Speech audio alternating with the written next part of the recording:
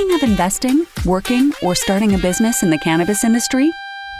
We've got you covered right here on Plant Problems. Hosted by Tony Frischknecht, Plant Problems takes a different approach to cannabis than what you're seeing and hearing from the mainstream media. Come along with Tony and be in the know about how to invest, work, or start a cannabis business. Let's get the show started with your host, Tony Frischknecht.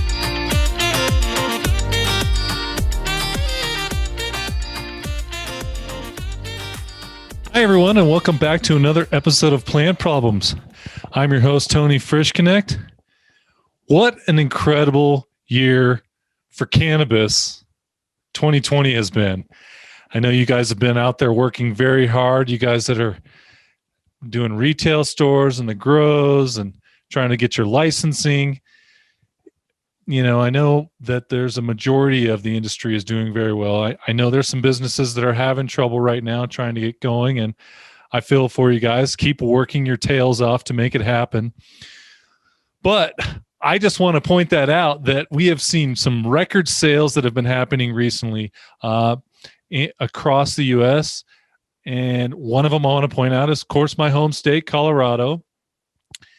They just announced, I think it was about a week ago, that they have actually accumulated $2.2 billion since legalization. So that is amazing. You know, it's helping our state out right now immensely, given the, the decline from COVID and tourism that we've had. I mean, we're still going pretty strong, but it's helping supplement that. So I hope the rest of you out there are seeing the same in your states. So that is why we are going to be discussing the future of our business today. Also, if you guys like what you're listening to and seeing on YouTube and on the podcast, please check out more episodes at plantproblem.com. You can also reach out to me there if you guys have any questions or you guys have some show ideas. I encourage you guys to give me some ideas of what you're interested in and what you'd like to hear some deep information on, or just some experience that I have that I'd be welcome to share with you. So please share that with us. I want to take a few minutes just before we start here and start with a little story. I know you guys that have been listening to me over the last year have probably heard this a couple times, but something I like to share is I started out in the basement, like so many other growers out there. And I just remember, I had about 1,000 square feet. My little flower room was about 600 square feet. And all the equipment that I had to bring in, I was running 6 lights, which at the time when I first started was massive for me. So 6,000 watt light I was running, and I was doing it with a hydro system. And it was amazing to me, all the products that I had to incorporate in my grow, from big trays, reservoirs, not only that, but getting into the nutrients that you have to bring in, big jugs and massive amounts, they were like 5-gallon jugs of 4 different nutrients. And I couldn't believe how much of that stuff I was using at the time. And I look back on that and I thought, gosh, this is a lot of wasted material that I'm getting rid of. I actually started probably 3-4 months in, once I got my first harvest, and I started thinking, well, what can I do to save on my waste? One of the things that I did is the property that I was actually renting at the time had a big front yard and a big backyard. So what I would do is I bought one of those little lawn tractors, those little they were yellow and white. And I'm sure you've seen them out there. You hook a hose up to the back of them and they run the length of the hose. Like you turn the hose around and it's like, that's the track. So what I ended up doing is I bought a high powered pump and I started, taking all my wasted reservoir water as opposed to dumping it down the drain, which you shouldn't do. if you are doing that, you shouldn't do that now because of all the nutrients that we're just dumping down the drain. But what I ended up doing is I put that and I ran the sprinklers on my lawn and made it nice and green. And that was one of the things that I had done to try to curb my waste. It wasn't very much, but I was definitely more concerned about what kind of yields I was getting and how much income I could bring in across my crop. But, as we evolve and we get more aware of agriculture and what's happening, the waste that is produced from our industry is enormous, right? And I know some of you know what I'm talking about out there. The reason why I wanted to discuss this is because the government is starting to become a big part of our business. And right now, we're starting to see them getting more involved with us. So 36 states have some kind of cannabis legislation on the books, whether it be medical or recreational. Somewhere, somehow, the majority of states out there have this happening. And so they're going to start wanting to understand more about our industry. And what I'm afraid is going to be happening very soon is there are going to be some government mandates that start happening. Now, the enormous taxes that are coming in, the states that's also bringing that more interest. Well, what else are they doing? How else are they doing this? So they're going to start getting in our business much more than we want them to. But, we also as a group know how valuable becoming legalized is to the sales of our industry. So this is a big part of it. When we start talking government meddling, this can get pretty tricky, especially for the small business owner that is getting by right now. Some of you guys are just barely getting by, trying to get over that hump. And I feel for you because I've been there several times. But these government mandates are nothing to laugh at. You need to take these seriously because they're going to be doing inspection.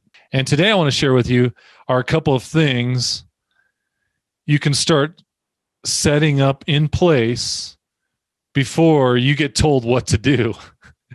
Nobody wants to be told what to do, especially the business owner, right? However, all big industries do it, and cannabis is on the way to becoming one of them. You guys want to be a part of the big industry of cannabis. This is what's going to happen, the evolution of cannabis, right? So, number one, look for new, efficient lighting. I would say some of the biggest waste that we have right now is electricity, right? In Denver, several years back, we had our energy company was Xcel Energy. And Xcel Energy was talking to the growers around the area because of the power usage they had. And what they did is there was discussions that were happening back and forth. They didn't want to have to build a larger facility to handle the power usage that was going on, because there for quite some time we would get brownouts, which if you guys have lived in a city, in the middle of summertime, you got AC units that are drawing a lot of electricity and they're knocking out grids in the city. Well, those started to happen more frequently. So they started coming to different industries, especially us, and saying, hey, we want to talk about a rebate program. How can that work? So this is one simple way to say, okay, let's talk to our power company. Let's see if they have any rebates, or maybe we can create the plan for rebates. And that makes you a part of it. This is huge because now you're working with local companies to solve a problem. They want to help you. You want to save money. This is a great way to save money. Unfortunately, what happens is you generally have to put the upfront costs to purchase the lights, and then they refund that back to you. But don't freak out if I just spent all this money on lighting. you can upgrade small parts as you go along. And that's how I saw it happen. It may be different in your area, but when you are looking for these lights, there are gobs of lighting companies out there right now. I don't have one that I'm directly say, go use these guys. These guys are the best. Do your homework. I say that all the time, but research. And when you do find a light, don't make the mistake that I've seen so many is buy all these lights and just put them up. Some of the largest companies I know right now, I've talked about them on the show. They do small research and development testing on lights, and they test them before they roll them out to the rest of their facilities. Because some of you guys may be growing into a new facility, and some of you guys may have small ones, but you never want to make hasty changes across your entire business unless you test them. I've seen many people fail and lose so much money because they chose to go big or go home. It's a great saying at the beginning. And what I mean is the beginning of the project. So it's great to say, I'm all in and let's go do this big. However, halfway through the project, you tend to regret saying that because it bites you in the butt. So, so keep that in mind. Always, especially in the grow, make sure you roll things out slowly and make sure you do all your testing first. Okay. Become more aware of your water consumption and what kind of waste you have, your runoff, because what's happening is you're going to look at states like California, and you better have a plan in place now because they are going to be starting to restrict water if they haven't already. You want to set the precedence. Is that the word for it? You want to set a good precedent. That's the word. You want to set a good precedent for all your peers, and this will also get you working to the right direction with the local government. They're going to see that you actually care. If you can become the poster child to a certain technology or a certain fertigation system, this can create a nice single or potentially double wide highway through regulations for you and the companies that are following you. I can't tell you how much easier it is to carve the way instead of play within the rules of local government, because they'll have like many of you know out there, or soon to find out, they make a lot of rules and they don't understand how one rule affects another decision that you have to make at the end of the day. And that's where it gets really frustrating with government. Okay, so we talked about, monitoring your water runoff. Extremely expensive if you got nutrients that you're just dumping into your waistline, and extremely wasteful with the water. You know, I was taught the rule of thumb is 10% runoff. You always need a little bit of something, but what do you do with that runoff? Can you use it somewhere else? Can you use it in a garden? Can you use it on your front lawn? Maybe, maybe not. Strictly just an example, but this is something that I've thought about for quite some time. And if you're not thinking about it, that's what this episode's about, to get your mind working in that direction. Because, guys, I know you guys are super busy, and it's like, how can I think about this? I'm trying to prep you for 6 months down the road, 24 months down the road. Somewhere in there, we're going to see this happen, especially if legalization happens. The federal government is going to get in here, and Department of Ag is going to be a big part of this, and they're going to treat it like any other agricultural product, as they should. Okay, so repurposing water. Also, if you become the pioneer to a certain way to do things, that's going to bring you and your company publicity. And I don't know about you, but it's still extremely hard. I don't know how else to say it. It's extremely hard for you to do any advertising still online. Most localities only let you have a sign. Some don't even let you have that. So this is something that can become free publicity for you. So take advantage of it, because they will be putting in the papers and they will put your company or your retail store on display for the entire town or city you're in. That is priceless. If some of you are wondering, well, how do I advertise? I would suggest this is one of the number one ways to get your business a full view of who you are and what you're working towards. Okay, enough about that. Heating and cooling. By far, in my opinion, this is where some of the most wasteful areas for electricity consumption are. We've got these lights we talked about a minute ago that are producing a ton of heat. Now, of course, you get into reducing, say you go to an LED or a ceramic type bulb, you can reduce your heat. You can reduce your heat load immensely. Okay, specifically indoors, right? I realize that there are some outdoor people and this doesn't bother them that much, but in a lot of cold places, such as Colorado, a lot of Midwest states are going to have these issues where they're going to be growing indoors. Okay. So this is more specifically to indoor grows. And we're talking, depending on how long you've been or how big your grow is, I mean, we're talking about bills that are between $6,000 to $25,000 a month for electricity. When you get a $25,000 electric bill for the month of February, I feel your pain. 100%. Being able to reduce that somehow with one of these measures is extremely important.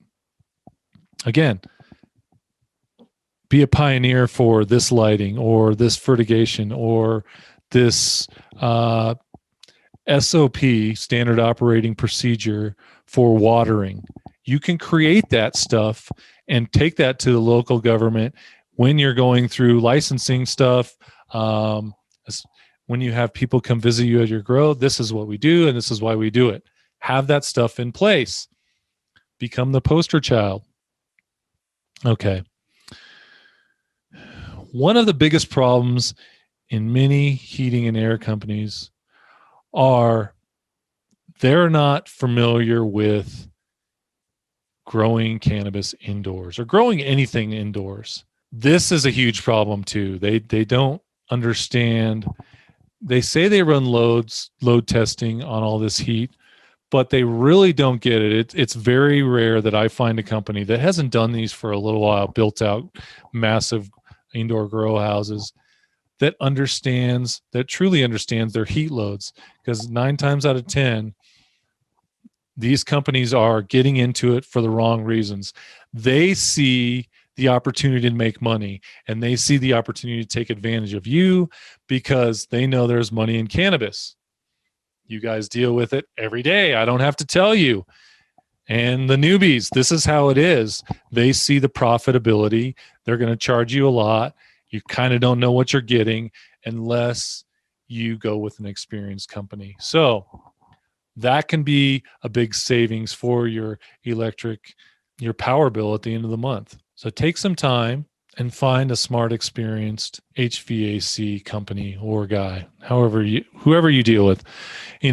There's a lot of companies now that are doing this in multi-states, which is a huge plus for you. Back when I had first started, we didn't have these opportunities.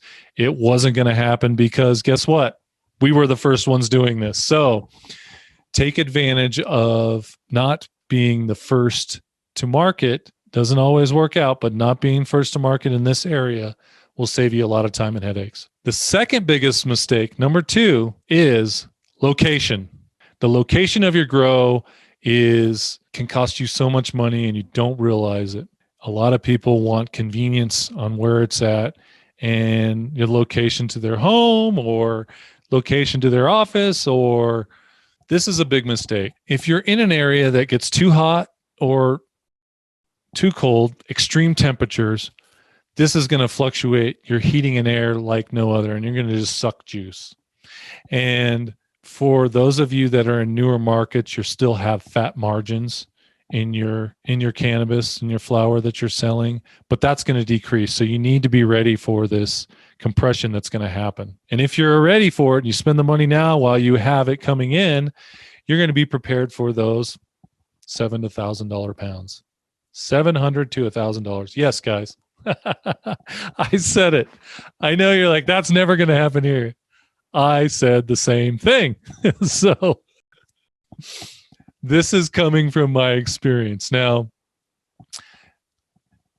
of course, we're in different states. It's definitely going to be a variance, but just remember, I told you here first, if you hadn't heard this before. So geographical location is huge. Sometimes you don't have the choice to relocate, but I want you to keep that in mind because it can save you hundreds of thousands of dollars, literally on that electricity consumption. Sometimes, like I said, you may not have that option, but if you do, think hard, think long about it. What if I move to a warmer part of the state? What if I move to another state? That is totally a possibility. I speak about regulations on several of the podcasts and maybe find a more favorable state that's going to fit you and your growing style better. And not only it can save you money, but it can save you a hell of a lot in time. And time is of the essence right now, especially trying to get in before it's federally legalized. Okay. This next one, if you can go to a greenhouse, there's a lot of good quality product that's happening in greenhouse. If you can start from scratch and go that direction, that's another great way to save money. Again, you may not have that option. Look, there's all types of new tech in the space. Automation is starting to happen. There's starting to become some companies that, are coming up with analytics that you can follow, which is you can create efficiencies that way, either using less water, you're using not only better light, but using your light footprint better. And I won't go into that. You guys out there that have grown for a while, you understand the light footprint and how ideal that is for focusing on your plant or plants. With all that said, I want to thank the cannabis business owners out there.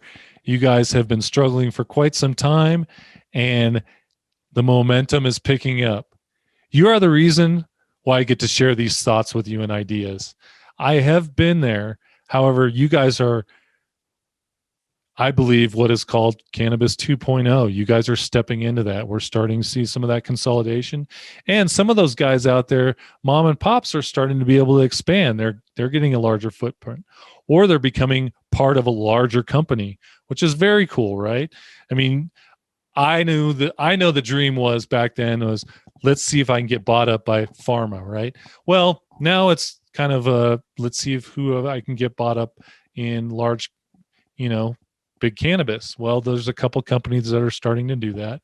We're starting to see them. So if that's the path you're taking, I wish you the best. I hope it's working out well. If you're just a smaller guy picking up a store here or starting a new one here, I also want to give you props because it's challenging. The competition's getting stiffer out there. So I'm pulling for you guys as well. Lastly, I want to give all the companies out there something special because we were talking about advertising here. I would like to hear from you, companies out there. Doesn't matter where you are, anywhere, any place. If you guys want to give me your name of your company, business, and your state, I would love to feature company business at no cost to you, just saying, hey, this is Green Thumb out in Massachusetts, and we want to let you know we're opening or we've opened, and yada yada yada. You can finish the lines there. But the one thing I ask, I will do that as long as you give me just a sentence. Tell me what you would like to hear.